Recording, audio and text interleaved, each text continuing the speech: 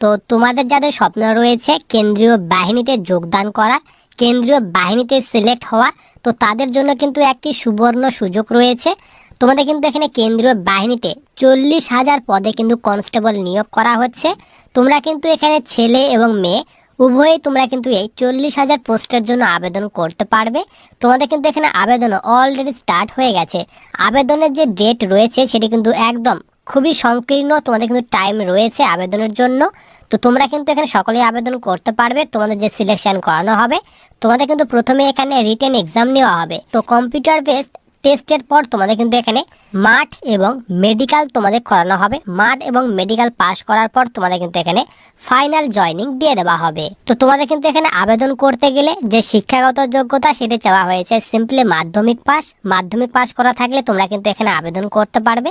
তো আমরা কিন্তু আজকে এই ভ্যাকেন্সির ফুল ডিটেল সম্পর্কে আলোচনা করব, যে তোমরা এখানে কারা কারা আবেদন করতে পারবে, কিভাবে সিলেকশন করানো হবে, বয়সের কথা কি বলা হয়েছে, কোন কোন তোমাদের এখানে বাহিনীতে কতগুলি ভ্যাকেন্সি দেওয়া হয়েছে, কোন কোন বাহিনীতে নিয়োগ করা হচ্ছে, বেতন কি দেওয়া হবে, আবেদনের লাস্ট ডেট কি দেওয়া হয়েছে। তো এই সব ডিটেল সম্পর্কে কিন্তু আমরা আজকে এই ভিডিওতে আলোচনা করব। এবং তোমাদের কিন্তু আমি এখানে বলে রাখি, তোমাদের কিন্তু এখানে কেন্দ্রীয় বাহিনীর মধ্যে যতগুলি ফোর্স রয়েছে, যেরকম BSF, CRPF, CISF, Assam rifle, SSB, ITBP, তো এইরকম বাহিনীতে তোমাদের কিন্তু নিয়োগ করা হচ্ছে। তো সবার প্রথমে তোমরা এক্সামের যে প্যাটার্ন রয়েছে সেই এক্সামের প্যাটার্নটি দেখে নাও। তোমাদের কিন্তু এখানে উপরে বলে দেওয়া হয়েছে কম্পিউটার বেসড এক্সামিনেশন। তো তোমাদের কিন্তু প্রথমেই এখানে কম্পিউটার বেসড এক্সাম নেওয়া হবে। তো তোমাদের কিন্তু এখানে এক্সামের প্যাটার্ন দিয়ে দেওয়া হয়েছে। টোটাল 4টি সাবজেক্ট থেকে তোমাদের কিন্তু কোশ্চেন থাকবে। প্রথমে 1 নাম্বার তোমাদের পার্ট এতে বলা হয়েছে জেনারেল ইন্টেলিজেন্স অ্যান্ড রিজনিং থেকে 20টি কোশ্চেন থাকবে 40 নাম্বারে। তো প্রত্যেকটি কোশ্চেন কিন্তু 2 নাম্বার করে তোমাদের দেওয়া হবে। এরপর পার্ট বিতে বলা হয়েছে general knowledge and general awareness থেকে 20টি কোশ্চেন থাকবে 40 নাম্বারের। এরপর ম্যাথ থেকে তোমাদের বলা হয়েছে 20টি কোশ্চেন থাকবে 40 নাম্বারের। এরপর তোমাদের এখানে ইংলিশ অথবা হিন্দি এই 2টি ল্যাঙ্গুয়েজের মধ্যে যে কোনো একটি ল্যাঙ্গুয়েজ তোমাদের চুজ করতে হবে। তো এই সাবজেক্ট থেকে 20টি কোশ্চেন থাকবে 40 নাম্বারের। তো টোটাল কিন্তু তোমাদের এখানে 80টি কোশ্চেন থাকবে এবং 160-এর মধ্যে তোমাদের কিন্তু পরীক্ষা নেওয়া হবে। এবং তোমাদের কিন্তু এখানে টাইম অর্থাৎ ডিউরেশনের কথা বলা হয়েছে। 80টি কোশ্চেন সলভ করার জন্য তোমাদের কিন্তু এখানে 60 মিনিট টাইম দেওয়া হবে, তার কথা বলে দেওয়া হয়েছে। এরপর নিচে তোমাদের কিন্তু এখানে বলা হয়েছে all the questions will be of objective multiple choice type. তো তোমাদের কিন্তু এখানে সব যে কোশ্চেন রয়েছে সেই কোশ্চেন তোমাদের কিন্তু এমসিকিউ টাইপ কোশ্চেন থাকবে, তার কথা বলে দেওয়া হয়েছে। এবং তোমাদের কিন্তু এখানে বলে দেওয়া হয়েছে the computer based examination will be conduct in English, Hindi and, তো তোমাদের কিন্তু এখানে ইংলিশ এবং হিন্দি এই 2টি ল্যাঙ্গুয়েজ ছাড়াও তোমাদের কিন্তু এখানে 13 রকমের যে আঞ্চলিক ভাষা রয়েছে, রিজনাল যে ল্যাঙ্গুয়েজ রয়েছে সেই 13 রকম রিজনাল ল্যাঙ্গুয়েজ অর্থাৎ আঞ্চলিক ভাষাতেও তোমরা কিন্তু এখানে পরীক্ষা দিতে পারবে। যেরকম বলা হয়েছে আসামি, বেঙ্গলি এবং এখানে বলা হয়েছে গুজরাটি। তো তোমরা কিন্তু এখানে যারা ওয়েস্ট বেঙ্গলের স্টুডেন্ট রয়েছে তোমরা কিন্তু এখানে বাংলা ভাষাতে কিন্তু এখানে পরীক্ষা দিতে পারবে, তার কথা এখানে তোমাদের বলে দেওয়া হয়েছে। এরপর নিচে বলা হয়েছে there will be a negative marking of 0.25 marks for each wrong answer. তো প্রত্যেকটি ভুল আনসারের জন্য তোমাদের কিন্তু এখানে বলা হয়েছে 0.25 মার্কস কেটে নেওয়া হবে। এবং একটি কোশ্চেন সঠিক করলে তোমরা কিন্তু এখানে 2 নাম্বার পেয়ে যাবে এবং নেগেটিভ মার্কিং 0.25 মার্কস রাখা হয়েছে। এখানে কিন্তু তোমাদের নেগেটিভ যে মার্কিং রয়েছে খুবই কম, কিন্তু এখানে নেগেটিভ মার্কিং রাখা হয়েছে। এই নেগেটিভ মার্কিং যে কম রাখা হয়েছে, এই নেগেটিভ মার্কিং কম রাখার জন্য তোমাদের কিন্তু ফিজিক্যালে যে কাট অফ রয়েছে সেই কাট অফ কিন্তু হাই যাওয়ার সম্ভাবনা সব থেকে বেশি থাকে এই তোমাদের নেগেটিভ মার্কিংয়ের উপরই। এরপর সবার নিচে আমরা এখানে চলে আসি। তোমাদের কিন্তু এখানে যে এক্সাম নেওয়া হবে সেই এক্সামের সিলেবাস দিয়ে দেওয়া হয়েছে। রিজনিং থেকে কোন কোন টপিক থেকে কোশ্চেন থাকবে তার তোমাদের কিন্তু এখানে সিলেবাস দিয়ে দেওয়া হয়েছে। এরপর জেনারেল তোমাদের যে নলেজ এবং জেনারেল অ্যাওয়ারনেস থেকে তোমাদের এখানে সিলেবাস দিয়ে দেওয়া হয়েছে। ম্যাথের তোমাদের নিচে এখানে সিলেবাস দিয়ে দেওয়া হয়েছে এবং হিন্দি এবং ইংলিশে তোমাদের সিলেবাস দিয়ে দেওয়া হয়েছে। এরপর নিচে তোমাদের কিন্তু এখানে বলে দেওয়া হয়েছে এক্সামের পর তোমাদের কিন্তু এখানে পিএসটি অর্থাৎ ফিজিক্যাল স্ট্যান্ডার্ড টেস্ট এবং পিইটি অর্থাৎ ফিজিক্যাল ইফিসিয়েন্সি টেস্ট নেওয়া হবে, তার কথা বলা হয়েছে। এরপর তোমাদের কিন্তু এখানে যে পিইটি অর্থাৎ ফিজিক্যাল এফিসিয়েন্সি টেস্ট রয়েছে, সেই টেস্টে তোমাদের কিন্তু 5 কিলোমিটার কিন্তু রানিং রাখা হয়েছে। 5 কিলোমিটার রানিং ছেলেদের জন্য 24 মিনিটে কমপ্লিট করতে হবে এবং মেয়েদের জন্য বলা হয়েছে 1.6 কিলোমিটার অর্থাৎ 1600 মিটার রানিং 8.5 মিনিট টাইম দেওয়া হবে মেয়েদের ক্ষেত্রে। এবং তোমরা যারা লাদাখ রিজন থেকে বিলং করো তাদের ক্ষেত্রে 1600 মিটার রানিং 7 মিনিটে কমপ্লিট করতে হবে ছেলেদের জন্য এবং মেয়েদের জন্য 800 মিটার রানিং 5 মিনিটে কমপ্লিট করতে হবে, তার কথা বলে দেওয়া হয়েছে। এরপর এখানে পিএসটি অর্থাৎ ফিজিক্যাল স্ট্যান্ডার্ড টেস্টের কথা বলা হয়েছে। হাইট চেস্টের ডিটেলস তোমাদের এখানে দিয়ে দেওয়া হয়েছে। তো হাইটে বলা হয়েছে মেল যারা ছেলেরা যারা রয়েছে তাদের হাইট কিন্তু এখানে 170 সেন্টিমিটার হতে হবে এবং মেয়েদের জন্য বলা হয়েছে 157 সেন্টিমিটার হাইট হতে হবে। নিচে এখানে হাইটের ছাড় দেওয়া হয়েছে। তোমরা যারা এখানে এসটি অর্থাৎ শিডিউল ট্রাইব ক্যাটাগরি স্টুডেন্ট, তো তাদের ক্ষেত্রে বলা হয়েছে 162.5 সেন্টিমিটার হতে হবে ছেলেদের জন্য এবং মেয়েদের জন্য বলা হয়েছে 150 সেন্টিমিটার হাইট হতে হবে, তার কথা বলে দেওয়া হয়েছে। এবং তোমরা যারা নর্থ ইস্ট স্টেট থেকে বিলং করো এসটি ক্যাটাগরি স্টুডেন্ট, তাদের ক্ষেত্রে 157 সেন্টিমিটার হাইট হতে হবে ছেলেদের জন্য এবং মেয়েদের জন্য 147.5 সেন্টিমিটার হাইট হতে হবে, তার কথা বলে দেওয়া হয়েছে। তো তোমাদের কিন্তু এখানে হাইটের ফুল ডিটেলস দিয়ে দেওয়া হয়েছে। এরপর সবার নিচে আমরা এখানে চলে আসি। তোমাদের কিন্তু এখানে চেস্টের যে ডিটেলস রয়েছে সেই চেস্টের ডিটেলস দিয়ে দেওয়া হয়েছে। চেস্ট কিন্তু এখানে 80 সেন্টিমিটার নর্মালে হতে হবে এবং 5 সেন্টিমিটার কিন্তু ফুলাতে হবে। তো চেস্ট কিন্তু এখানে বলা হয়েছে 80 থেকে 85 সেন্টিমিটার চেস্ট করতে হবে, তার কথা বলা হয়েছে। এবং চেস্টের ছাড়ও তোমাদের কিন্তু এখানে দিয়ে দেওয়া হয়েছে। তো তোমরা যারা এসটি ক্যাটাগরি স্টুডেন্ট রয়েছে তাদের ক্ষেত্রে চেস্ট বলা হয়েছে নর্মালে 76 সেন্টিমিটার চেস্ট হতে হবে এবং 5 সেন্টিমিটার ফুলাতে হবে। এবং তোমরা যারা এইসব এরিয়া এবং এইসব স্টেট থেকে বিলং করো তাদের ক্ষেত্রে বলা হচ্ছে 78 সেন্টিমিটার নর্মালে চেস্ট এবং 5 সেন্টিমিটার ফুলাতে হবে, তার কথা বলে দেওয়া হয়েছে। তো তোমরা এই ডিটেলসগুলি দেখে নেবে। এরপর আমরা এখানে সবার নিচে চলে আসি। তো পিটি পিএসটি পাস করার পর তোমাদের কিন্তু এখানে মেডিকেল এক্সাম নেওয়া হবে।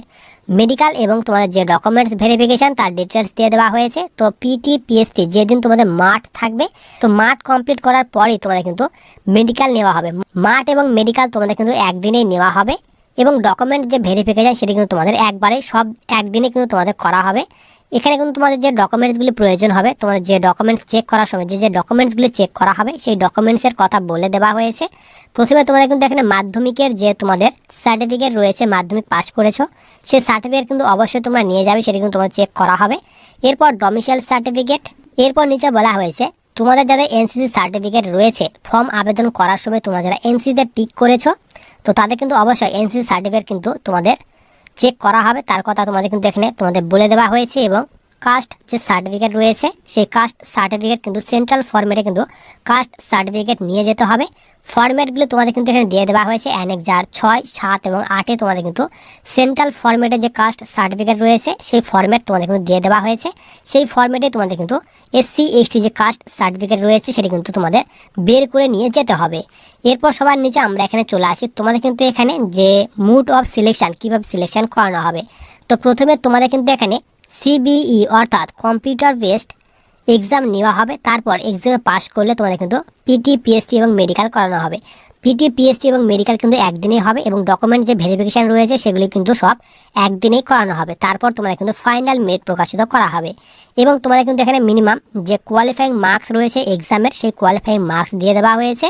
এরপর সবার নিচে তোমাদের এখানে এনসিসি যে সার্টিফিকেট রয়েছে সেই এনসিসি সার্টিফিকেটের বেনিফিট দেওয়া হয়েছে।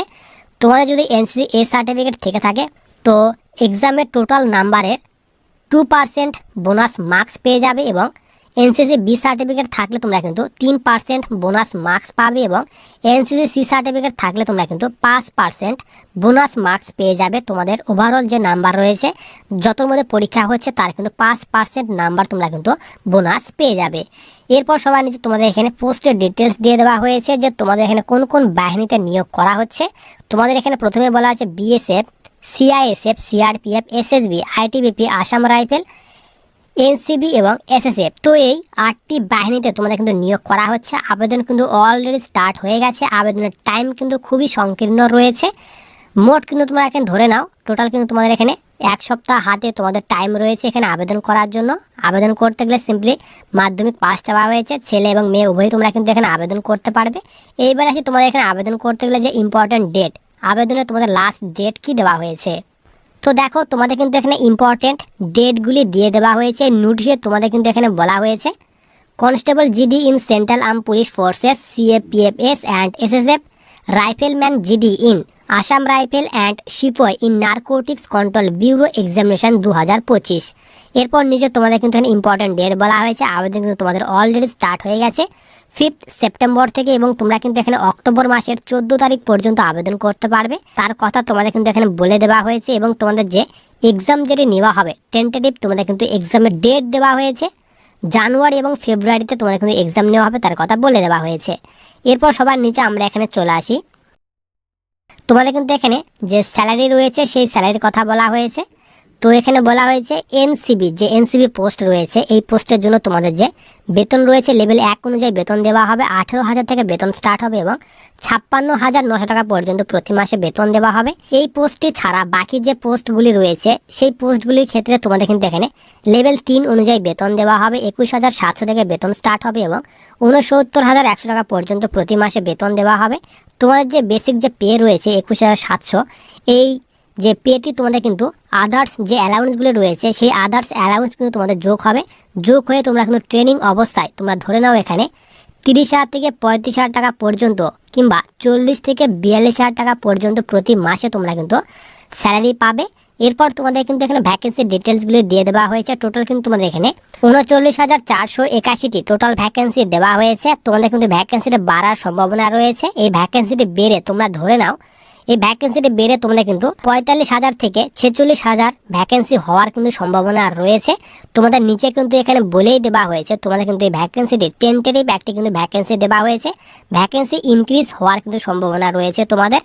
এরপর সবার নিচে আমরা এখানে চলে আসি, তোমাদের কিন্তু এখানে এজ লিমিট অর্থাৎ বয়সের কথা বলা হয়েছে যে আবেদন করতে গেলে তোমাদের এখানে কত বছর থেকে কত বছর বয়স হতে হবে। এখানে বলা হয়েছে 18 থেকে 23 বছর বয়সের মধ্যে বয়স হলে তুমি কিন্তু এখানে আবেদন করতে পারবে এবং তোমার যে বয়সটি ক্যালকুলেট করা হবে 1 জানুয়ারি 2025 অনুযায়ী তোমার বয়স কিন্তু এখানে মিনিমাম 18 বছর হতে হবে এবং ম্যাক্সিমাম 23 বছর বয়সের মধ্যে বয়স হলে তুমি কিন্তু এখানে আবেদন করতে পারবে, তার কথা তোমাদের কিন্তু এখানে বলে দেওয়া হয়েছে। এবং তোমাদের কিন্তু এখানে বয়সের ছাড়ও দেওয়া হয়েছে। তোমরা যারা SC ST রয়েছো তারা কিন্তু এখানে 5 বছর পর্যন্ত বয়সের ছাড় পাবে এবং ওবিসিরা তোমরা কিন্তু এখানে 3 বছর পর্যন্ত বয়সে ছাড় পেয়ে যাবে, তার কথা তোমাদের কিন্তু এখানে বলে দেওয়া হয়েছে। এরপর সবার নিচে আমরা এখানে চলে আসি, এরপর তোমাদের এখানে এডুকেশন কোয়ালিফিকেশন যে আবেদন করতে গেলে তোমাদের এখানে কি শিক্ষাগত যোগ্যতা থাকা প্রয়োজন। এখানে বলা আছে the candidate must have pass the matriculation or 10th class examination from a recognise board oblique university. তো তোমাদের কিন্তু এখানে অবশ্যই 10th পাস থাকতে হবে, সিম্পলি মাধ্যমিক পাস চাওয়া হয়েছে। মাধ্যমিক পাস করা থাকলে তোমরা কিন্তু এই পোস্টগুলির ক্ষেত্রে আবেদন করতে পারবে, তার কথা তোমাদের কিন্তু এখানে বলে দেওয়া হয়েছে। এরপর সবার নিচে আমরা এখানে চলে আসি, এখানে বলা আছে হাউ টু অ্যাপ্লাই, কীভাবে আবেদন করবে। তো তোমাদেরকে কিন্তু অবশ্যই অনলাইন মোডে আবেদন করতে হবে। আবেদন করা যে লিঙ্কটি সেটি কিন্তু আমি টেলিগ্রাম চ্যানেলে দিয়ে রাখবো। তো তোমরা কিন্তু টেলিগ্রাম চ্যানেলে যুক্ত হয়ে তোমরা কিন্তু এই ভ্যাকেন্সির যে অফিসিয়ালি যে ওয়েবসাইট রয়েছে সেই অফিসিয়ালি ওয়েবসাইটে গিয়ে তোমরা কিন্তু এখানে আবেদন করতে পারবে। এরপর আমরা এখানে সবার নিচে চলে আসি, তোমাদের আর কি ডিটেলস দেওয়া হয়েছে। এখানে তোমাদের অ্যাপ্লিকেশন ফির কথা বলা হয়েছে যে আবেদন করতে গেলে তোমাদের এখানে কত টাকা আবেদন ফি পেমেন্ট করতে হবে। তো তোমাদেরকে কিন্তু এখানে 100 টাকা আবেদন ফি পেমেন্ট করতে হবে এবং তোমরা যারা এখানে SC কিংবা ST ক্যাটাগরি স্টুডেন্ট এবং ওমেন যারা রয়েছে, তো SC ST এবং যত মেয়েরা রয়েছে তো তাদের ক্ষেত্রে কিন্তু এখানে আবেদন ফি একদম মাপ রাখা হয়েছে। তাদের ক্ষেত্রে কিন্তু এখানে কোনো রকম আবেদন মূল্য পেমেন্ট করতে হবে না। SC ST এবং ওমেন ক্যান্ডিডেট ছাড়া বাকি যে ক্যাটাগরি স্টুডেন্ট রয়েছে তাদের ক্ষেত্রে কিন্তু এই 100 টাকাটা পেমেন্ট করতে হবে, তার কথা বলা হয়েছে। এবং তোমাদেরকে কিন্তু এখানে যে অনলাইন মোডে যে আবেদন ফি পেমেন্ট করবে, এখানে মোড বলা হয়েছে ভীম UPI, নেট ব্যাঙ্কিং কিংবা ডেবিট কার্ড কিংবা ক্রেডিট কার্ডের মাধ্যমে কিন্তু তোমরা তোমাদের আবেদন ফি পেমেন্ট করতে পারবে। আবেদন ফি পেমেন্ট করার লাস্ট ডেট বলা হয়েছে 15 অক্টোবর পর্যন্ত তোমরা কিন্তু তোমাদের আবেদন ফিটি পেমেন্ট করতে পারবে এবং 14 অক্টোবর তোমাদের লাস্ট ডেট দেওয়া হয়েছে ফর্ম আবেদন করার, তার কথা বলা হয়েছে। এবং অ্যাপ্লিকেশন উইন্ডোর কথা বলা হয়েছে ফর্ম আবেদন করার সময় যদি কোনো রকম ভুল হয়ে থাকে তো তোমাদের কিন্তু এখানে কারেকশান ওপেন করে দেওয়া হবে, উইন্ডো ওপেন করে দেওয়া হবে 5/11/2024 থেকে 7/11/2024 পর্যন্ত তোমরা কিন্তু তোমাদের ফর্মটি কারেকশন করতে পারবে তার কথা বলে দেওয়া হয়েছে। এরপর তোমাদের এখানে এক্সামিনেশন যে সেন্টার রয়েছে, যে তোমাদের এখানে আবেদন করার পর প্রথম যে ধাপে তোমাদের এক্সাম নেওয়া হবে, সেই এক্সামের তোমাদের এখানে সেন্টার কোথায় কোথায় দেওয়া হয়েছে। তো আমাদের এখানে ওয়েস্ট বেঙ্গলের যে সেন্টার রয়েছে, তো আমাদের কিন্তু এই ওয়েস্ট বেঙ্গলটি ER রিজনের মধ্যে পড়ে। ER রিজনের মধ্যে তোমরা দেখো এখানে ওয়েস্ট বেঙ্গল লেখা রয়েছে। কলকাতা এবং শিলিগুড়ির মধ্যে তোমরা কিন্তু এক্সাম সেন্টার পেয়ে যাবে। তো তোমাদের যে এক্সাম সেন্টারটি কাছে মনে হবে তোমরা কিন্তু সেই এক্সাম সেন্টার চুজ করতে পারবে। ফর্ম আবেদন করার সময় তোমাদের কিন্তু এক্সাম সেন্টারটি চুজ করতে হবে, তার ডিটেলস দিয়ে দেওয়া হয়েছে।